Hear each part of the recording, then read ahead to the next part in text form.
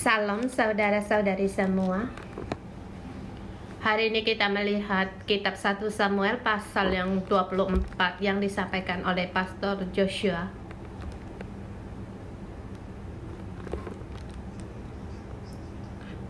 Satu Samuel pasal 24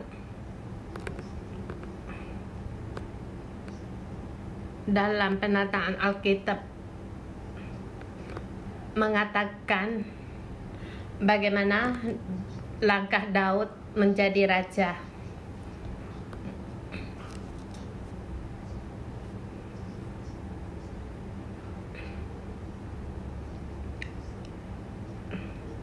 Dia dengan pasal 26 sangat sejajar, tetapi di tengahnya dimasuk pasal 25. Hari ini bagi kita petunjuk apa dari Roh Kudus bagi kita?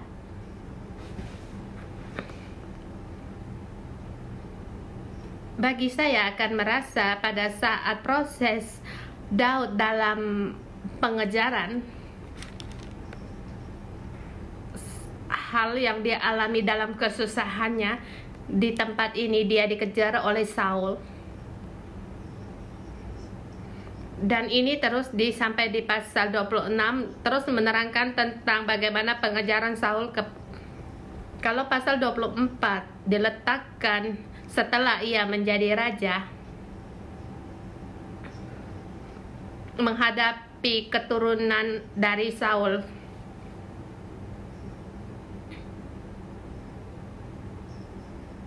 Terhadap putranya Yonatan, agar dia makan bersama dengan dia menyambut keturunan dari Saul, tidak memusnahkan keturunan Saul, yaitu cucunya Saul. Dia merawat keluarga Saul di zaman pemerintahan Daud masih tetap hidup, masih tetap dihormati.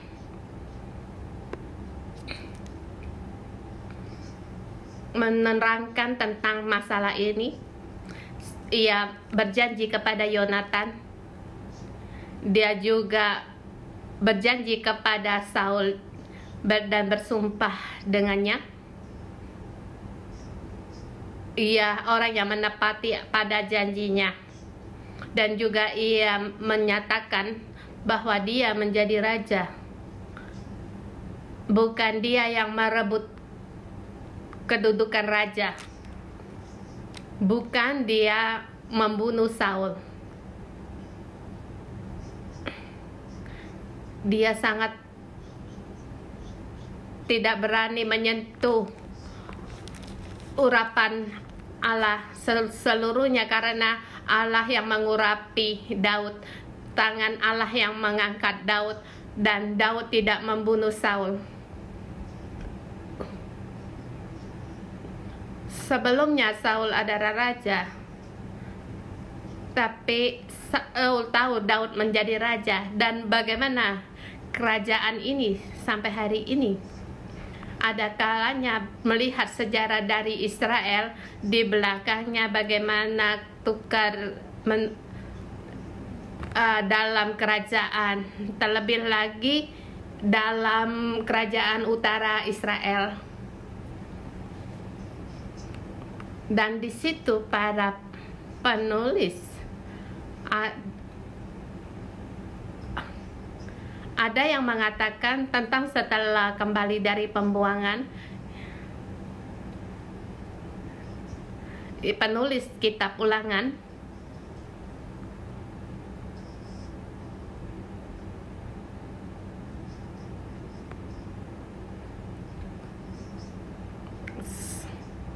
seharusnya kitab Samuel 1-2 ini adalah kitab seharusnya seperti kitab Raja-Raja 1, 2, 3, 4. Harap kalian mengerti apa yang saya maksud. Tetapi ini diperbaiki, dan sekarang negara sudah tidak ada, dan mereka bisa kembali untuk membangun kembali negara mereka. Di seluruh dalam sejarah kita bagaimana melihat bagaimana tangan Allah dalam bagaimana Allah membimbing sampai kita hari ini negara diruntuhkan, kita harus mengikuti Allah. Bagaimana Allah yang menuntun, bagaimana tuntunan Roh Kudus Dia menuntun, kita pun mengikuti. Jadi berdirinya satu kerajaan atau negara seluruhnya itu ada di tangan Allah. Dinasti Daud jelas itu adalah dari tangan Allah. Dan hari ini kita dalam jajahan negara Persia. Negara Persia menyuruh kita kembali dari pembuangan dan membangun kembali negara. Bagaimana kita mengikuti Tuhan dalam menghadapi musuh atau serangan orang-orang, seperti Daud menghadap penindasan dari Saul, kita menghadapi penganiayaan dari bangsa lain atau dari jajahan Persia. Bagaimana kita suatu hari akan kembali mendirikan negara kita? Apakah tangan kita sekarang harus melawan negara Persia? Seharusnya apa yang harus dilakukan? Renungan ini membuat mereka untuk mengikuti Tuhan, dan mereka percaya segala sesuatunya adalah di tangan Allah. Seperti Saul ada di tangan Tuhan, Daud, dan secara jelas dia akan menjadi raja. Semua itu ada di tangan Allah, dalam bimbingan tangan Allah. Segala tangan Allah adalah pekerjaan Roh, adalah Roh Kudus, pekerjaan Allah. Walaupun mereka di dalam pembuangan, mereka pun harus taat di bawah Allah, melihat bagaimana Allah bekerja agar karya Allah digenapi, dan kita mengikuti Allah. Bagi kita hari ini, dalam situasi kita banyak sekali peringatan, kita seringkali tidak melihat Allah.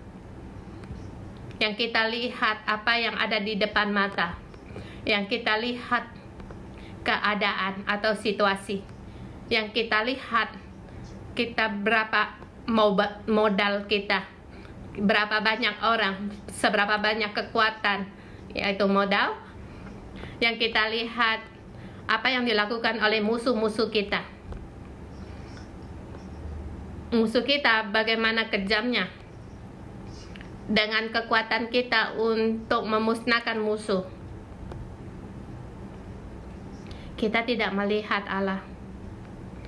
Yang barusan saya bersama Charlie main basket, dan saya mengajar kita satu jurus, dan saya berkata bagaimana kita maju menyerang dalam permainan bola basket. Kamu jangan melihat orang menghadangmu itu, tetapi kamu harus melihat keranjang itu. Kalau kamu tidak melihat keranjang, kamu membawa bola itu lari sana lari sini juga tidak berguna. Matamu harus mengawasi musuhmu, tetapi tujuanmu yaitu pada keranjang basket itu. Harus kamu lihat seperti Daud. Dia hanya melihat Allah. Dia tidak hanya melihat pada Saul. Dan bagi kita hari ini menghadapi keadaan kita, kita pun harus melihat Allah.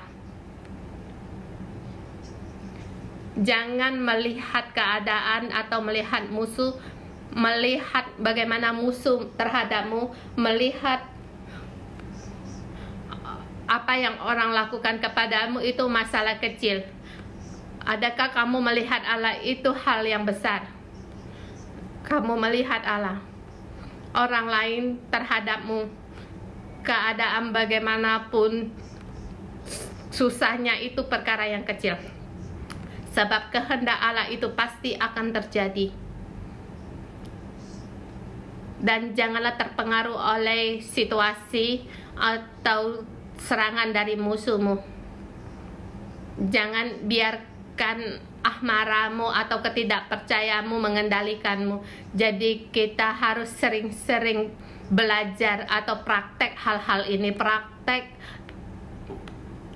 dalam hadirat Allah. Allah selalu ada, dan hari ini kita melihat di pasal 24 kita melihat Daud bagaimana dia melihat Allah selalu ada. Dengan tema hari ini,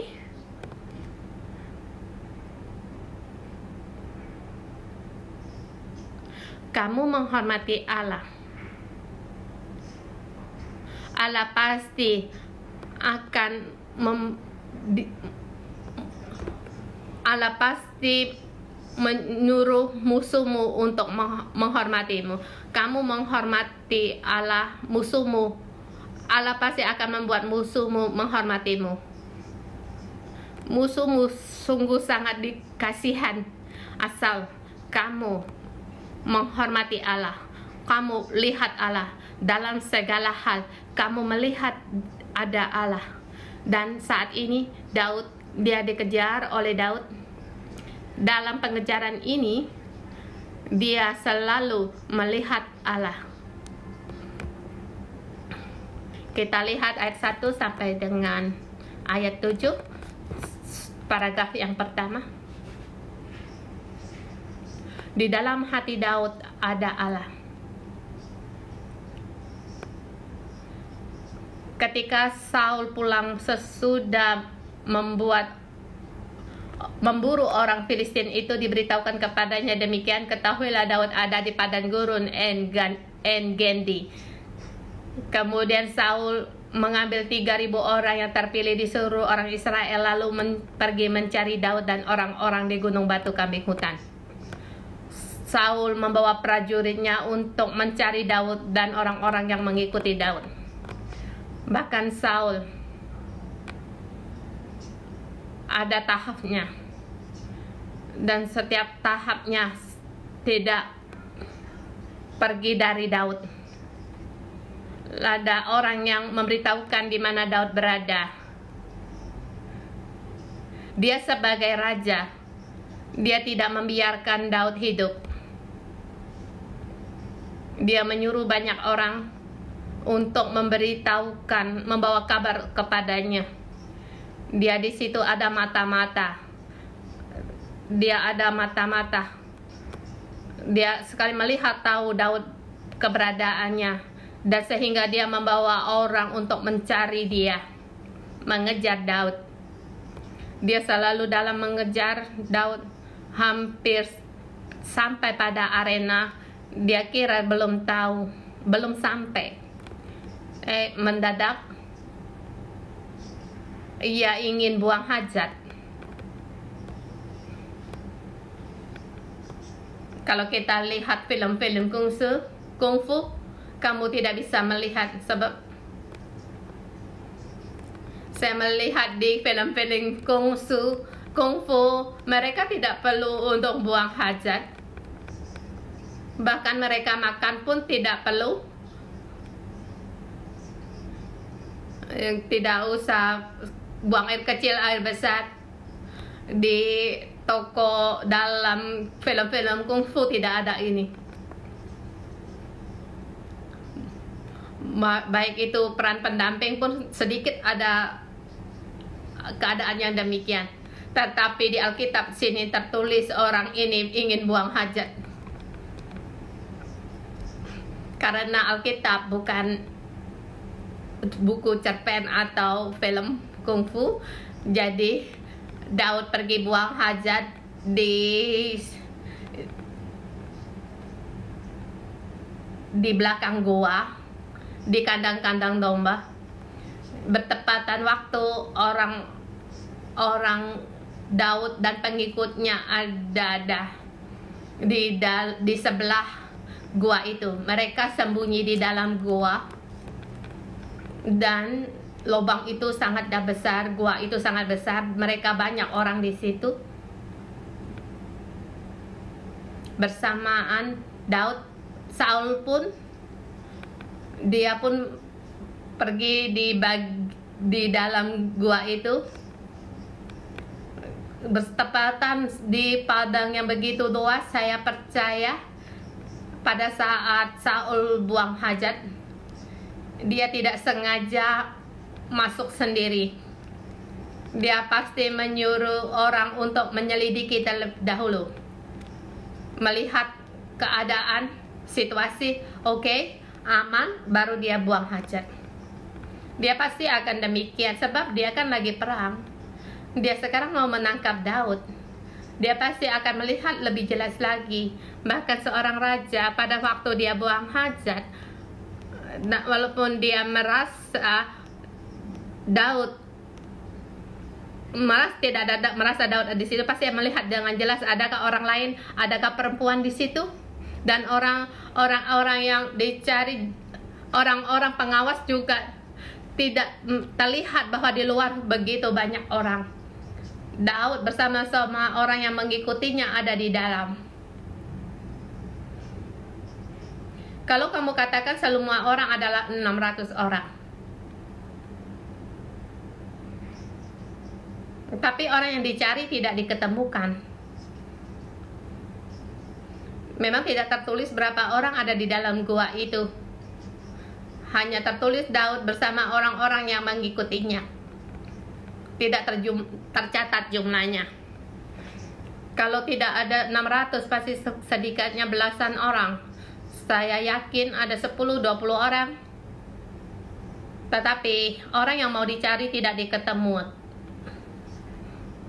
Dan Saul pun masuk di dalam gua. Mengapa demikian? Tapi perkara demikian terjadi. Kita lihat terus. Orang-orang yang mengikuti Daud berkata kepada Daud,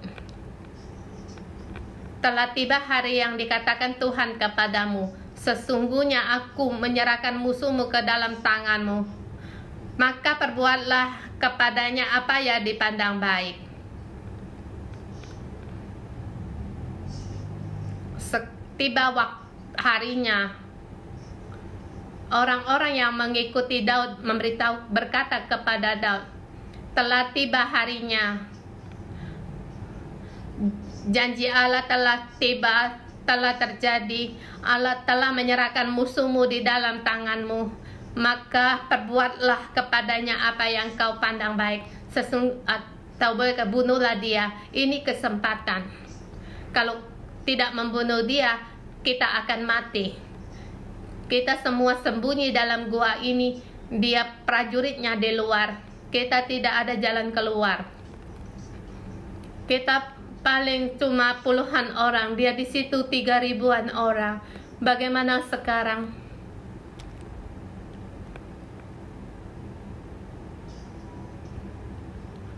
Hilang kesempatan ini, kita tidak ada kesempatan lagi. Orang ini mau mengejar dan membunuh kita. Sekarang musuh ada di depan kita. Bunuhlah dia. Semua bilang untuk bunuh dia.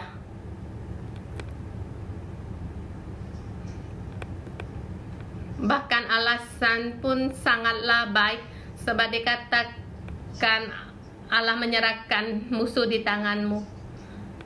Boleh kamu untuk membunuh dia, tidak bermasalah. Sudah jelas untuk membunuh kita. Orang-orang yang mengikuti Daud mengatakan untuk membunuh dia, membunuh Saul. Tapi Daud, dia mengambil pedang. Dia dengan diam-diam berbuat sesuatu. Maka Daud bangun lalu memotong puncak jubah Saul dengan diam-diam. Dia pergi tetapi tidak membunuh Saul. Saul mau buang hajat, dia melepaskan jubahnya di sampingnya. Dia melihat keadaan, tetapi di samping Daud dengan diam-diam di situ memotong puncak jubahnya.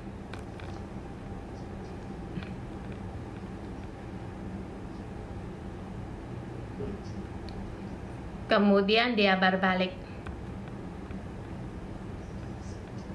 Tapi hatinya berdebar-debar karena telah memotong jubah punca Saul.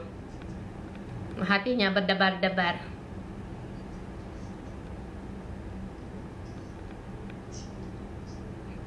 Merasa bersalah dalam hatinya. Dia memotong punca jubah Saul, hatinya merasa tidak enak. Lalu berkata kepada orang-orangnya, dijauhkan Tuhan kiranya daripadaku untuk melakukan hal yang demikian kepada tuanku, kepada orang yang diurapi Tuhan, yakni menjamah dia, sebab dialah orang yang diurapi Tuhan. Dia memotong punca jubah, dia sendiri pun merasa tidak enak hati. Tetapi kita melihat Daud dengan perkataannya sendiri untuk menghalangi orang-orangnya untuk menyakiti Saul. Keadaan demikian, punca jubah yang dipotong, dia berbalik. Orang-orang yang mengikuti, mengapa kamu tidak membunuh dia? Apa tidak salah? Mengapa kamu tidak membunuh? Kalau kamu tidak membunuh dia, kami yang bunuh dia. Daud selain hatinya merasa bersalah telah memotong puncanya Saul, di sebelah pihak Daudnya mau keluar menyerbu. Kalau kamu, apa yang harus kamu lakukan? Kamu sendiri keluar, kamu tidak membunuh dia, membawa pulang punca jubahnya. Bersamaan waktu orang yang terikat, orang-orang yang bersama denganmu hidup mati, orang-orang yang menjadi kekuatan bagimu.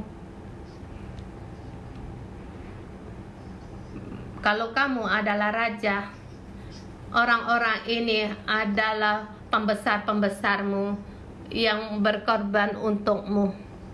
Kalau kamu adalah presiden, orang-orang ini adalah orang-orang dalam, dan dia adalah umatmu, rakyatmu, rakyat yang terkenal. Kamu mau dengar atau tidak? Kalau kamu tidak mau mendengar, mungkin kamu akan keluar. Mereka akan bangkit untuk melawanmu, mengikuti orang lain. Apa yang harus kamu lakukan? Kamu sendiri tidak melakukan. Bukan hanya kamu sendiri tidak melakukan, mereka akan melakukan. Bukan urusanmu. Kamu bisa berkata itu bukan urusanmu, sebab mereka yang membunuhnya, bukan aku yang melakukannya. Aku tidak ada hubungan, aku tidak bersalah.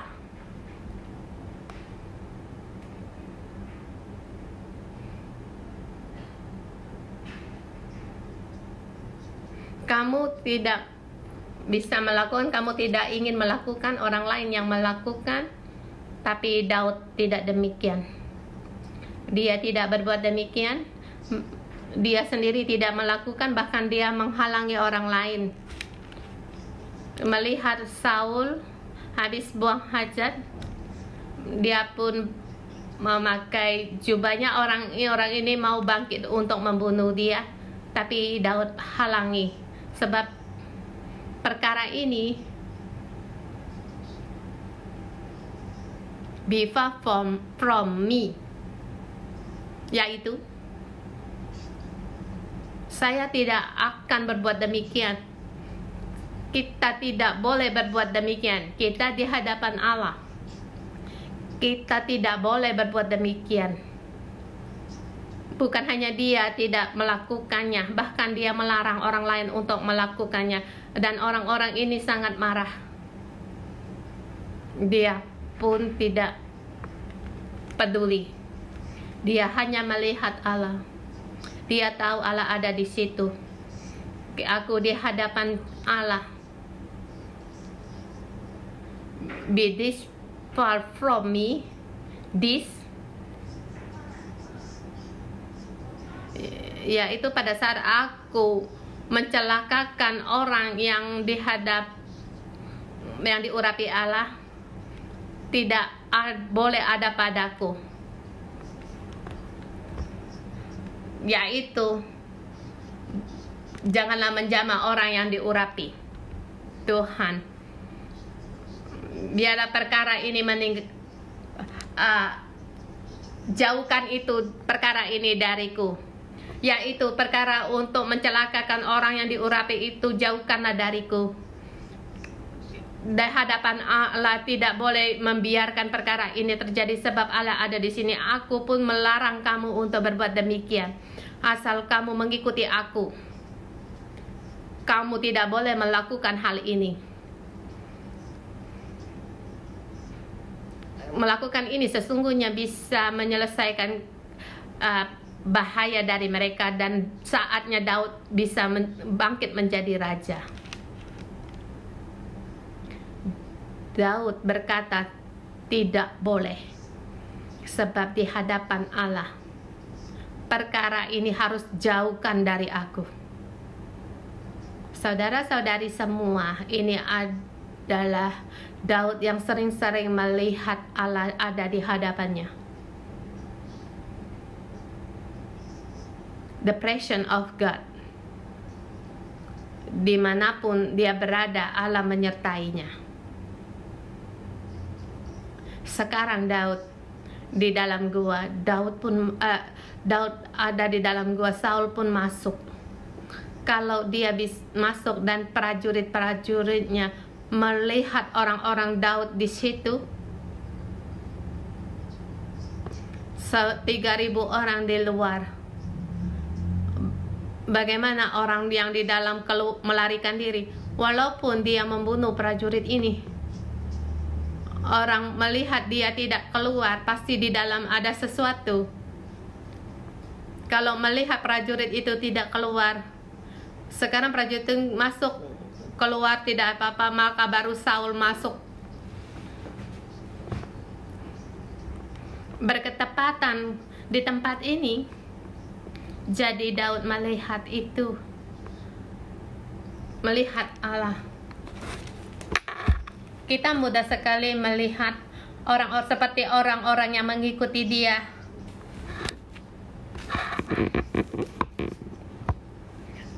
Allah menyerahkan musuhmu ke dalam tanganmu, boleh diperbuat demikian, oke ya. Adakah keadaan lain yang bisa keluar? Kalau kamu seperti Daud, adakah cara untuk melarikan diri? Tidak ada.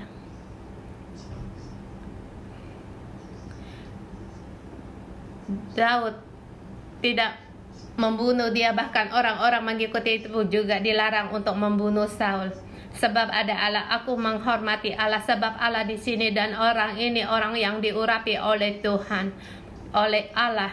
Ya, memang orang itu sekarang diserahkan di dalam tanganku, tetapi aku tidak akan menjamah dia, sebab ia diurapi, dia punya urapan Allah. Aku tidak boleh berbuat hal itu, walaupun mereka yang berbuat pun itu tidak boleh. Jadi Daud menghalangi mereka. Walaupun Saul diserahkan kepada di dalam tangan, tetapi Daud menghalangi mereka. Hal ini sekejap berlalu. Saul setelah menyelesaikan buang hajat, dia pun keluar. Kita lihat di paragraf yang kedua, pasal 8-15, atau teks kita di pasal ke-9. Allah menyerahkan musuh di dalam tangannya. Di dalam hatinya ada Allah. Di sini kita lihat di pasal yang ke-9. Apa yang dikatakan, perkataan oleh Saul dan perkataan Daud. Ia berkata bahwa Allah telah menyerahkan Saul di dalam tangannya, tetapi ia tidak mencelakakannya. Bangunlah Daud, dia keluar dari dalam gua. Dan di sini kita melihat Daud, dia sangat menghormati Saul. Dia menghormati orang Allah. Dia orang yang menghormati umat Allah dan sangat menghargai penyertaan Allah.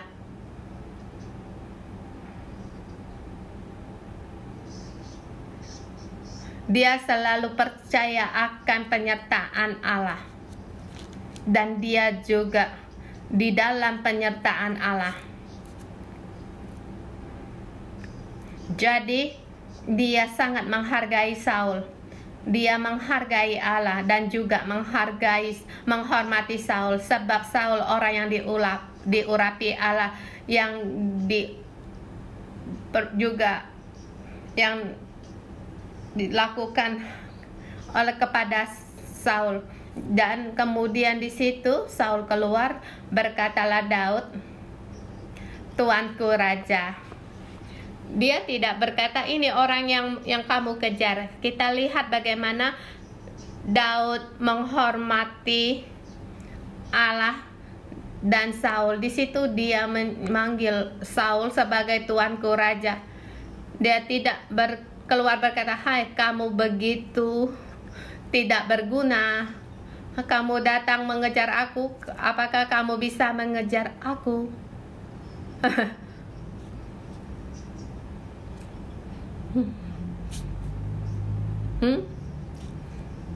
Apa tidak salah? Kamu bagaimana menjadi raja? Sekarang kamu mengguling keluar raja. Tidak, dia tidak berkata demikian. Tuanku raja.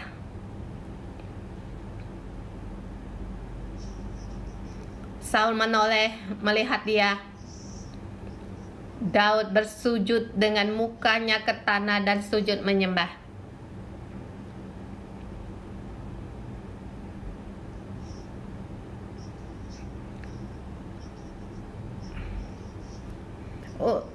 Urapan Allah telah undur dari Saul dan mengurapi Daud. Tapi sekarang Daud masih memanggil dia tuanku raja. Sujud sampai mukanya ke tanah, dia sujud menyembah. Daud berlutut dengan muka ke tanah dan sujud menyembah.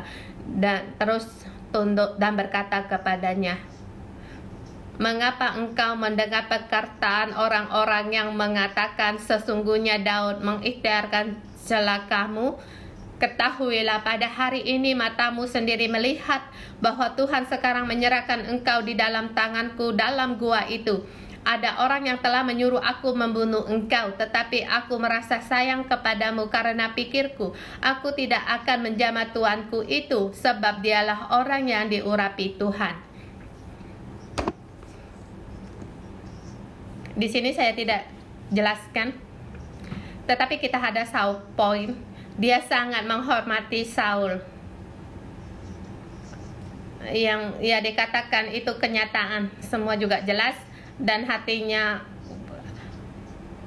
perasaan hatinya juga dikatakan. Dia bukan hanya tidak membunuh dia, tetapi juga menghormati dia.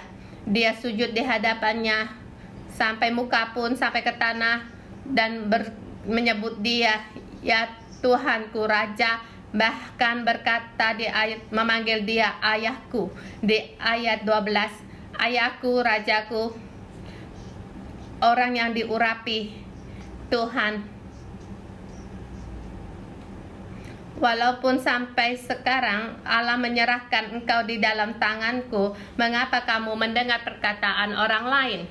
Aku tidak akan membunuhmu. Sekarang telah membuktikan aku tidak akan mencelakakanmu. Ayahku, kamu lihatlah, puncak jubahmu ada di tanganku. Sebab kenyataan bahwa aku telah memotong puncak jubahmu, aku tidak membunuh. Mengapa kamu mengejar-kejar untuk menyambut nyawaku? Kiranya Tuhan menjadi hakim di antara aku dengan engkau. Tuhan kiranya membalaskan kepadaku. Tetap Allah yang ada di situ, Aku tidak membunuhmu. Allah di situ, Allah yang menjadi hakim di antara kita. Jadi saudara semua, kita menghadapi keadaan, menghadapi orang lain dalam menekanmu, kita harus melihat apa? Kita harus melihat pada Tuhan. Kamu haruslah menghormati orang yang diurapi Tuhan. Terhadap bosmu haruslah kamu hormat. Terhadap pemimpinmu walaupun dia mencelakakanmu, walaupun dia mengerjakanmu, haruslah kamu hormat kepadanya. Yang harus kamu lihat yaitu Allah. Allah yang berkuasa atas segalanya, Allah yang menentukan atas segala, yang menjadi hakim, Allah yang meninggikan orang dan menurunkan seseorang.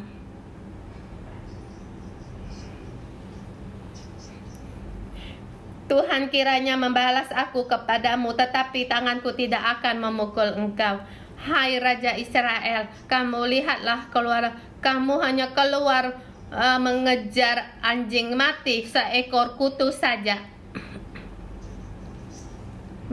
Bukan hanya seekor anjing, tetapi anjing mati.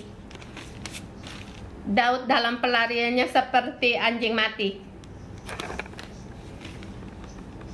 Kamu yang diangkat oleh Allah, kamu haruslah menghormati Allah, menghargai identitasmu, mengejar ekor mati. Apakah harus orang raja untuk keluar mengejarnya? Bahkan aku menganggap kamu sebagai tuanku, rajaku, ayahku. Saya menghargai engkau adalah orang yang diurapi Allah, Allah yang akan menjadi hakim di antara kita. Allah akan melepaskan aku dari kejaranmu. Saya melihat banyak perkara yang Tuhanlah yang memperjuangkan bagiku, memberi keadilan bagiku dan melepaskan aku dari tanganmu. Kita lihat Allah di sini sangat menghormati Allah. Sampai saat ini aku tidak mau mencelakakanmu. Mengapa kamu mau membunuh aku? Yaitu Allah melepaskan aku dari tanganmu, dan Allah yang memberikan aku di dalam tangan. Walaupun demikian aku tidak mencelakakanmu. Mengapa kamu mendengar perkataan orang lain? Kita lihat di ayat 17 sampai dengan 23. Musuh mengaku kalah, atau dia menang dari hati musuh. Poin di sini, karena keterbatasan waktu saya tidak jelas, saya lihat di poin utama ayat 17. Setelah Daud selesai menyampaikan perkataan kepada Saul, berkatalah Saul, "Suarakah itu ya anakku Daud?" Sesudah itu dengan suara nyaring menangislah Saul, sebab perkataan Daud. Saul pun mengalami, seketika dia sadar Allah ada di sini. Daud, apakah suara muka itu ya anakku Daud? Menangislah dengan jaring. Mengapa saya berbuat demikian? Kamu adalah anakku. Kamu memanggil aku ayah, sebagai Tuhan, sebagai raja, sebagai orang yang diurapi Tuhan. Tuhan ada di sini. Mengapa aku harus berbuat yang demikian? Maka dengan nyaring menangislah Saul dan berkata kepada Daud, "Engkau lebih benar daripadaku, sebab engkau telah melakukan yang baik kepadaku, padahal aku melakukan yang jahat. Allah telah menyerahkan aku di tanganmu, tetapi kamu tidak membunuhku."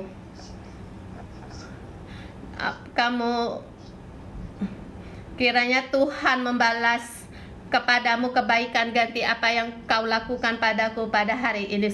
Dan dia pun mengaku, "Oleh karena itu sesungguhnya aku tahu bahwa engkau pasti menjadi raja, dan jabatan Raja Israel akan tetap kokoh dalam tanganmu. Dan sekarang bersumpahlah kepadaku demi Tuhan, jangan melenyapkan keturunanku." Sekarang kamu tidak membunuhku, dan janganlah melenyapkan keturunanku, dan tidak akan menghapus namaku dari kaum keluargaku. Lalu bersumpahlah Daud kepada Saul, kemudian pulanglah Saul ke rumahnya. Daud menang, mendapatkan berkat dari Daud, mendapatkan hati Saul. Sementara sampai di sini, walaupun akhirnya Saul pun mengingkar, tapi di sini kita lihat pada saat Daud menghormati Allah, Allah menyuruh musuh menghormati dia. Daud di dalam hadirat Allah, dia percaya akan penyertaan Allah. Dia selalu menaruh Allah di hadapannya. Di dalam keadaan apapun, dalam saat bahaya pun dia melihat penyertaan Allah. Yang aku katakan, hadirat Allah, penyertaan Allah itu sangat kental, yang berkuasa atas segalanya. Bahkan sampai saat ini, hadirat Allah, penyertaan Allah berkuasa atas Saul. Karena Daud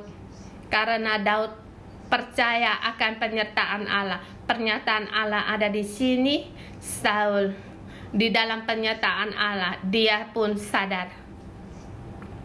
Dia melihat segalanya. Dia tahu akan kesalahannya. Dia pun mengaku di hadapan, mengaku akan kesalahannya. Kemudian minta kepada Daud untuk tidak melenyapkan namanya, melenyapkan keturunannya. Aku mengaku jabatan raja ada padamu, aku tidak layak. Penyertaan Allah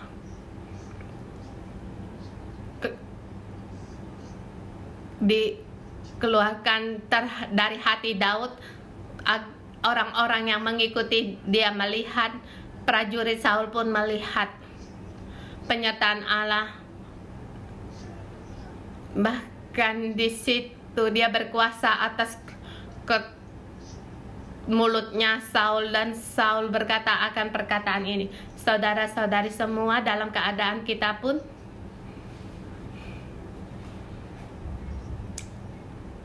walaupun kita menghadapi penganiayaan apapun, menghadapi keadaan apapun, yang harus kamu lakukan satu perkara: hormatilah Allah, hidupkanlah penyertaan Allah. Kami 20 tahun, sekarang menuju ke 23 tahun penuh dengan penyertaan Allah. Kalian dan aku bersama mengalami, baik aku pergi tamasya dimanapun,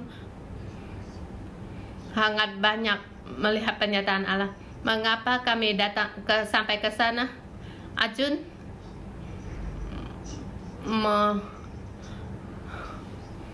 memesan tempat, dan tempat situ tempat ada di Serambi atau di hotel ya, di depannya ada tempat orang untuk kembang api. Di Australia pun kami senang melihat. Mengapa berketepatan? Kamu lihat orang-orang yang di bawah, kamu berdiri di atas, kemudian seperti kamu membawa rakyatmu melihat pertunjukan kembang api. Sebelumnya tidak ada perasaan ini. Saya yakin ini adalah datang dari Allah. Dan kembang api ada di depan matamu. Saya sangat bersyukur. Allah, ya Tuhan, Engkau ada di sini. Kami setiap perkara Engkau melihat Allah. Kamu tahu ada Allah di situ. Hadirat Allah akan mengelilingimu. Mujizat, keajaiban sering-sering terjadi. Amin. Mohon Tuhan untuk menolong kita. Tuhan memberkati. Mari bersama kita bangkit bersama untuk memuji Tuhan Allah kita, sebab Dia selalu menyertai kita, sebab di dalamnya ada penghiburan. Mari kita bersama menjunjung dan kasih setia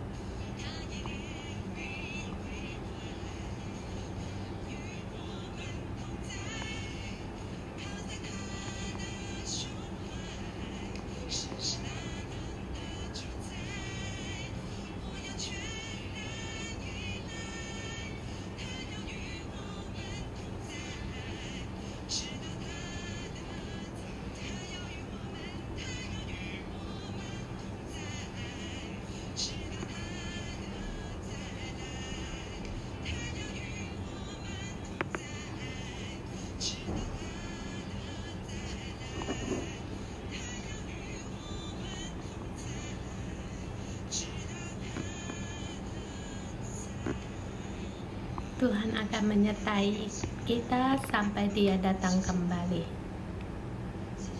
Terima kasih Tuhan, Engkau selalu menyertai kami. Kami mau berkata kepadamu, Tuhan, kami pun percaya Engkau menyertai kami.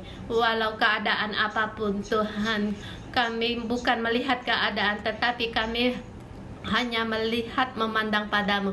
Tuhan, kami rindu di saat ini Tuhan, agar kami masuk dalam hadirat-Mu. Tuhan, kami menyambut Engkau.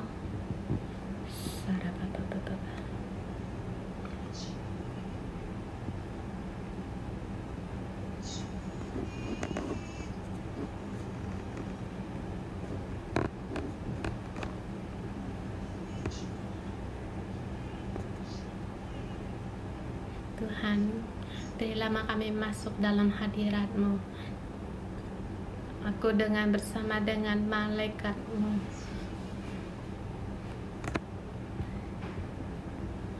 yang mengelilingi.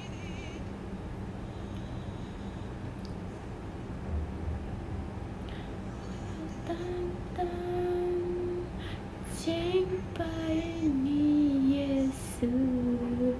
Tuhan, aku hanya mau menyembah-Mu. Rangwo jinru juni tetap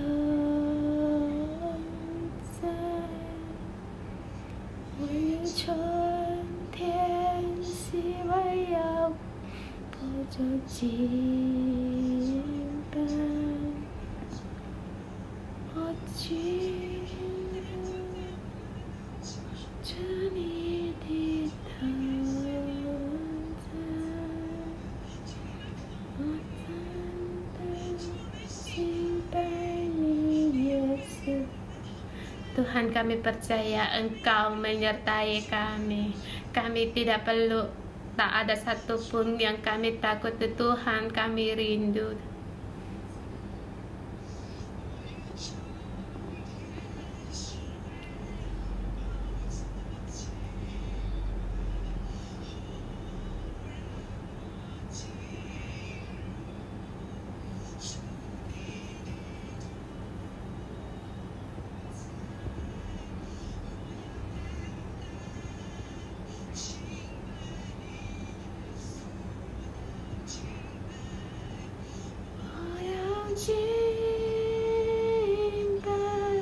Aku mau menyembah-Mu, menyembah-Mu ya Tuhan.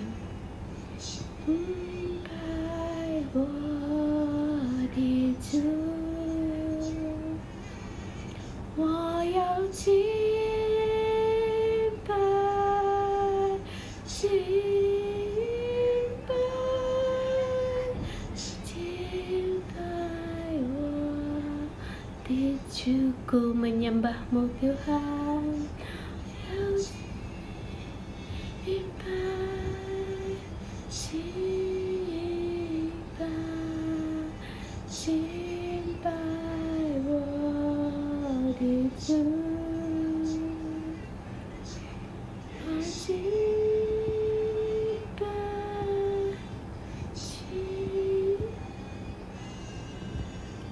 Worship you.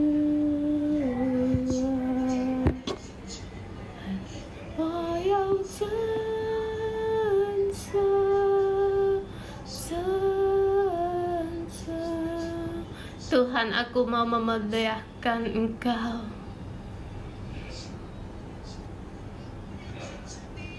Engkau Tuhan dan Rajaku, aku mau memuliakan-Mu. Chân sân mô đi su.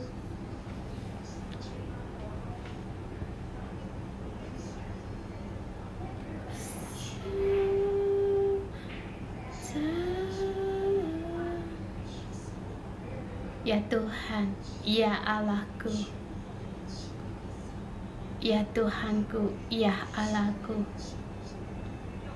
aku memuliakan-Mu, menghormati-Mu, menyembah-Mu.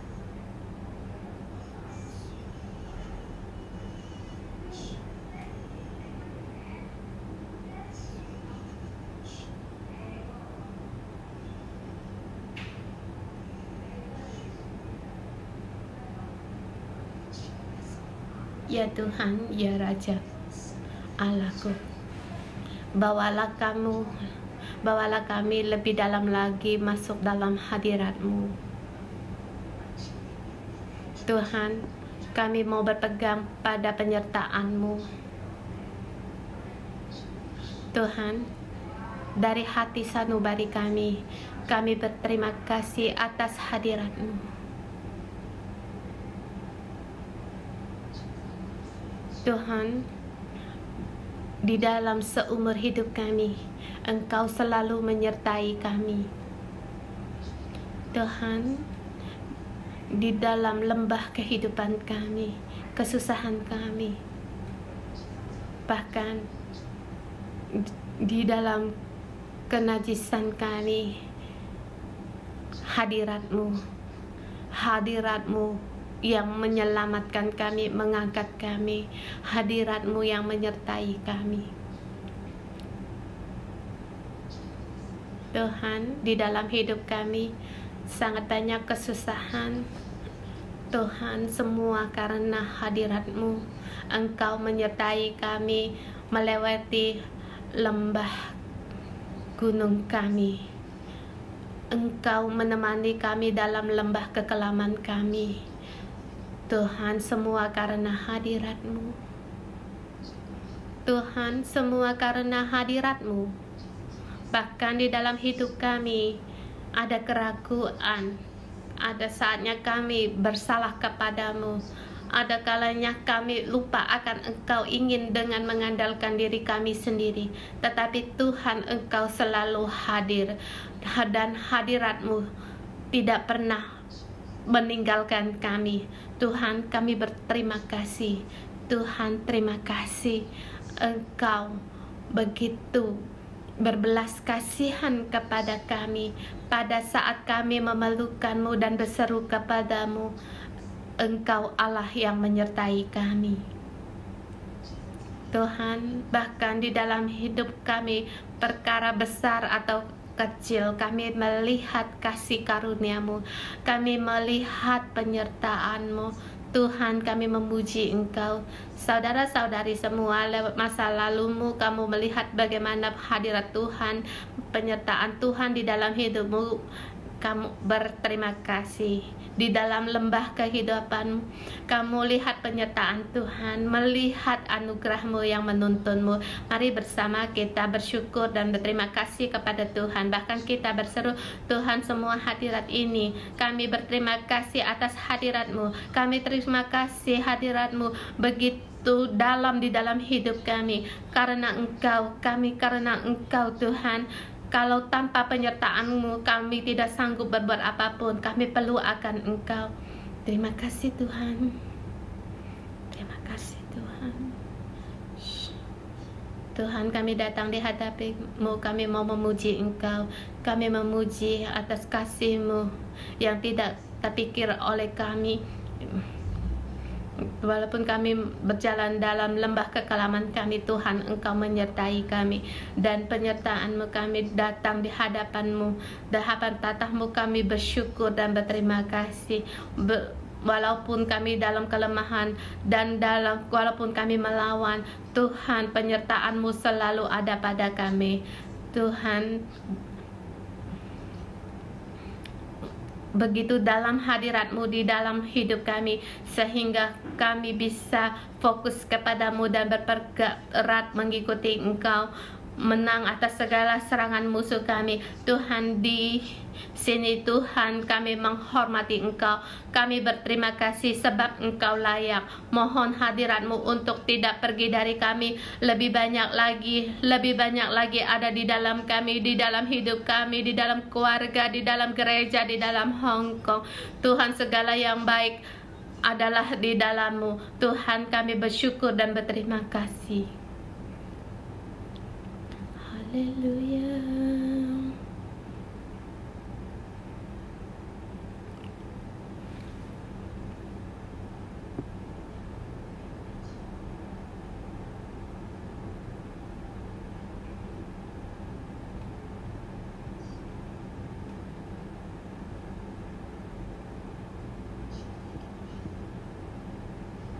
Tuhan, kami menyembah Engkau di dalam hadirat-Mu. Tuhan, kami menyembah Engkau lebih dalam lagi. Hanya Engkaulah Allah kami.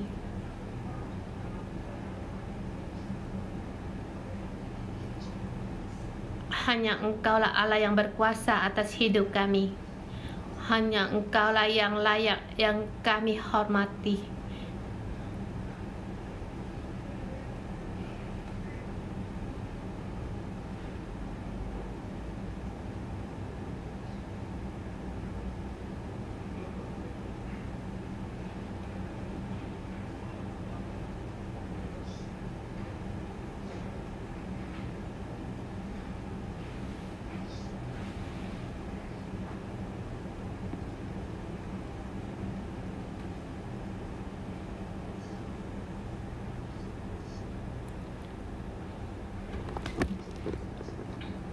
Hari ini di dalam ayat kita melihat bagaimana merosotnya Saul, kegagalan dari Saul. Allah sekali lagi memberi kesempatan kepada dia agar ia menjadi raja atas Israel. Tetapi banyak kesempatan Saul tidak menghadapi ketakutan dalam hidupnya. Dia tidak sanggup memberikan ketakutannya kepada Allah dalam hidupnya Saul.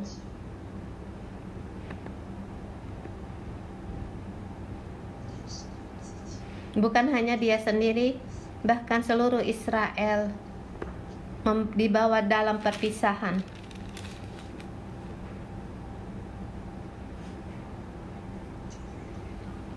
Bersamaan dengan Adam dan Hawa di Taman Eden, mereka melawan Tuhan.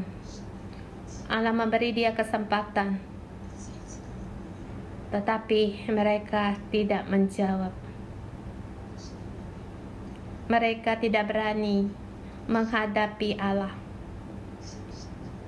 mengaku kesalahan kepada Allah, sehingga mereka menghindar dari wajah Allah.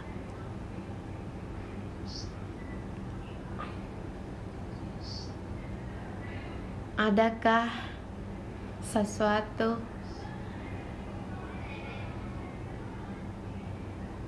menjadikan lebih daripada menghindar dari wajah Allah?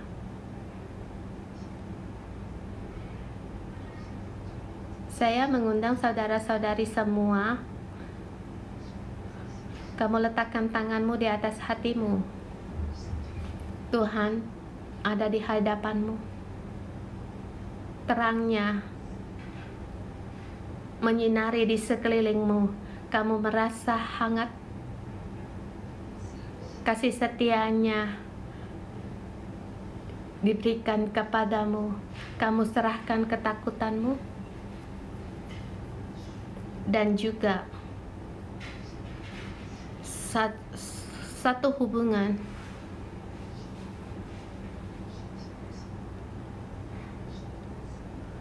dan juga itu adalah ketidakpercayaanmu di depan orang atau di belakang.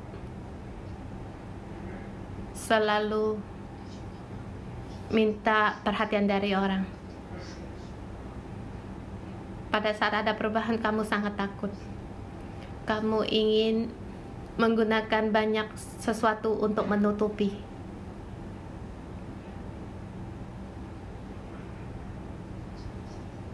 Saya mengundang saudara semua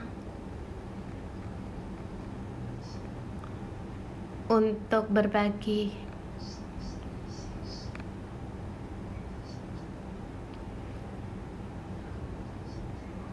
apa yang Tuhan berikan petunjuk bagimu. Kamu pada saat kamu sharingkan,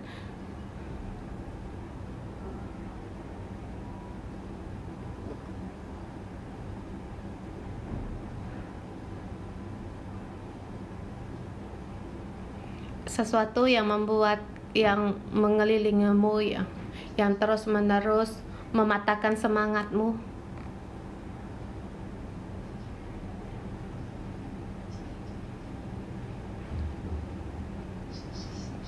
Biarlah terbuka hari ini, sebab Allah itu setia.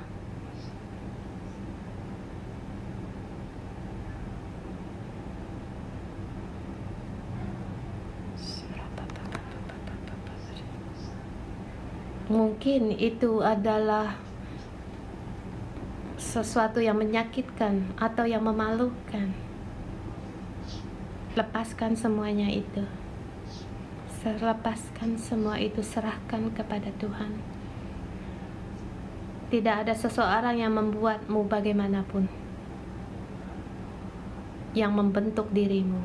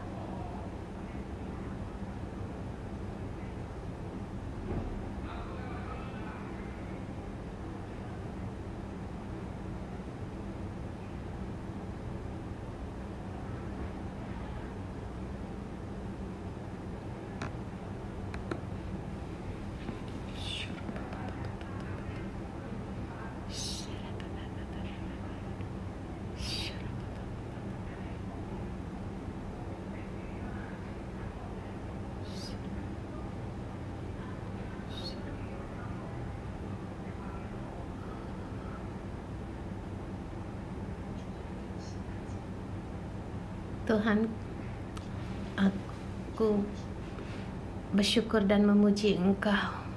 Tuhan, Engkau mendengar pada saat saudara-saudari kami berbagi kasih-Mu Tuhan, penghiburan-Mu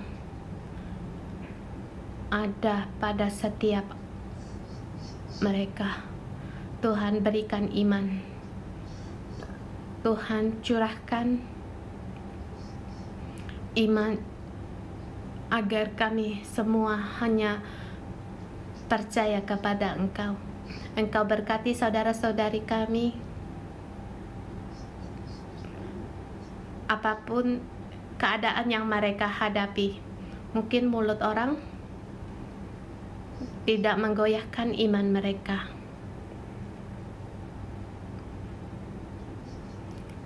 Tuhan, kami bersyukur dan berterima kasih.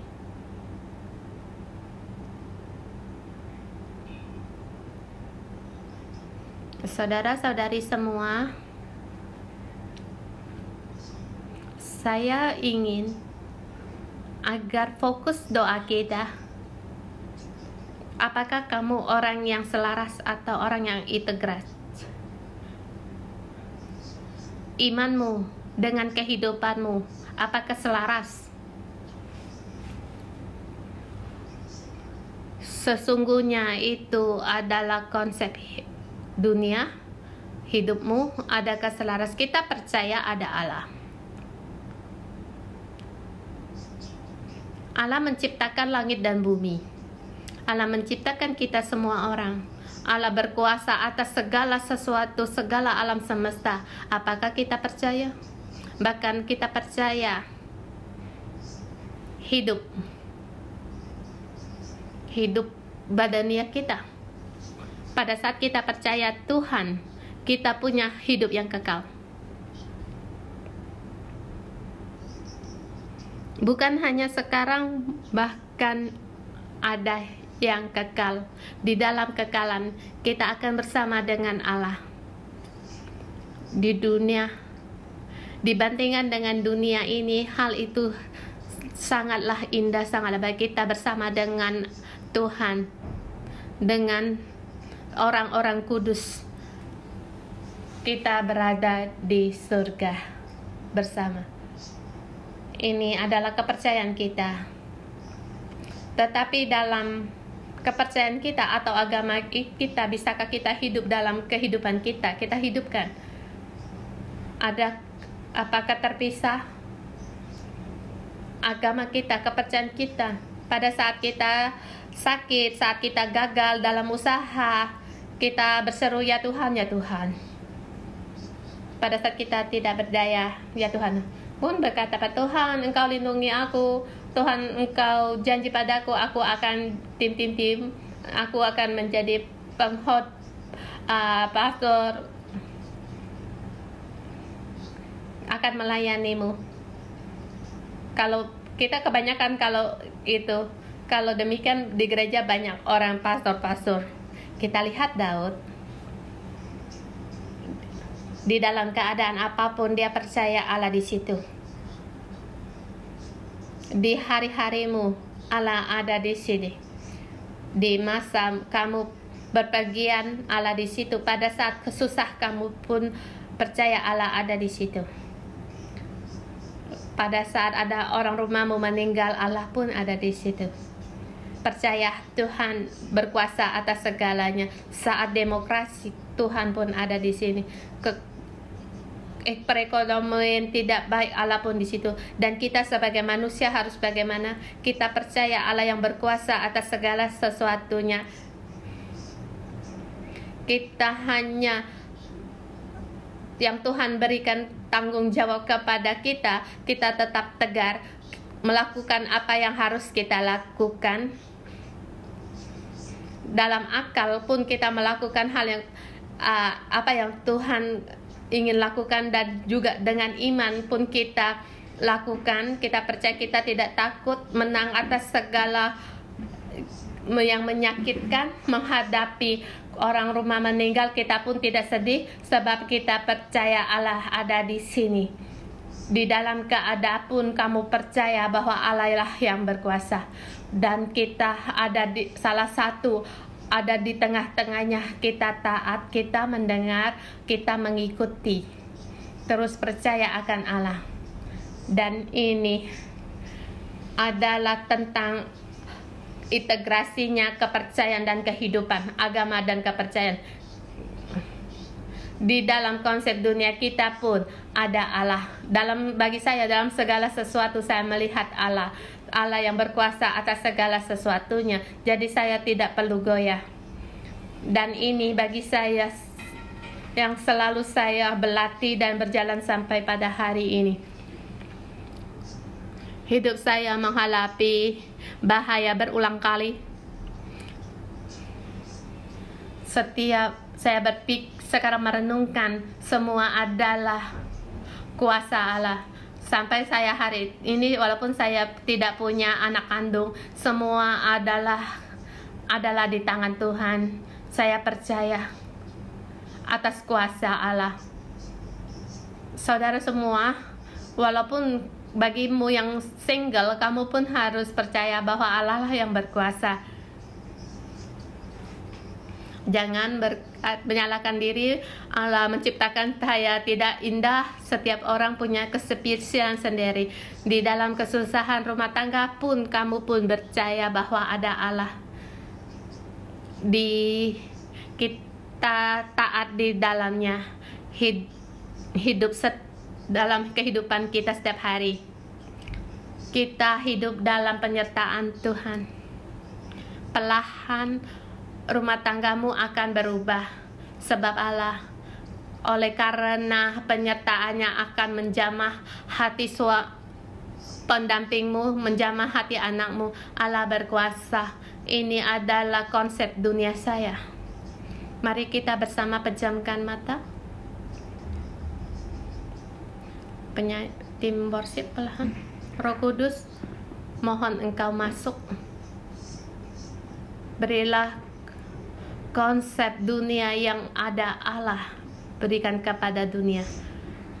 Tuhan, Engkau adalah Allah yang hidup, Allah yang kekal, Allah yang benar dan hidup. Tidak ada lain. Engkau berkuasa atas segalanya. Roh Kudus, berilah iman ini ada pada kami setiap orang, agar kami percaya Allah hidup, Allah memberi, Allah berkuasa, Allah menuntun.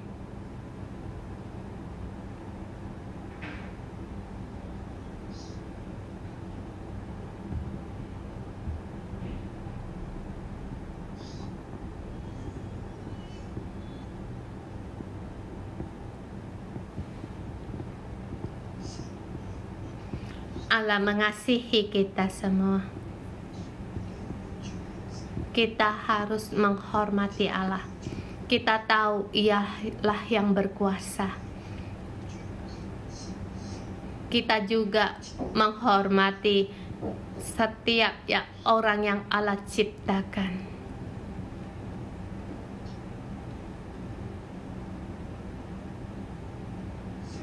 Roh Kudus, bangkitkan iman kami,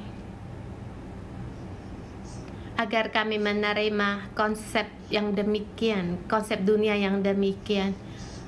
Ada kepercayaan dari Engkau yang sungguh nyata hidup di dunia ini,